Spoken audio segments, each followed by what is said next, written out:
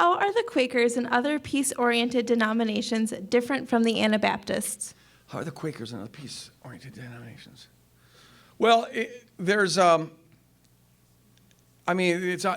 hard way to ask the question in that really the question should be, how are they similar? Because there's so many different peace organizations and there's so many differences. So like the Quakers, for example, I don't think there's any historical connection between the Quakers and the Anabaptists, and none that I know of anyways. They originated in different locales.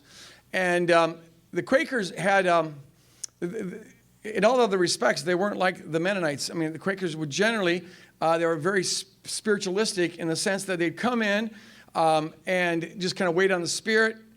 They did share this idea that the body of Christ shouldn't have any kind of bosses in the sense that one person dictates over others. So they were both against the hierarchical authority of the church.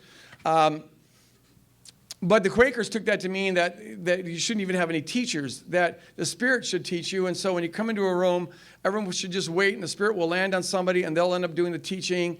And it was just very, kind of loose like that. Whereas the Mennonites, in all other respects, were closer to the traditional Christianity in that they held the legitimacy of having teachers and preachers and servant leaders and things of that sort.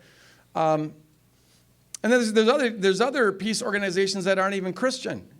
I mean, there's a number of groups that just aren't at all Christian. There's even pacifist Muslim organizations. That always surprises some people. So just because you have one thing in common doesn't mean you're going to have anything else in common. They're very different.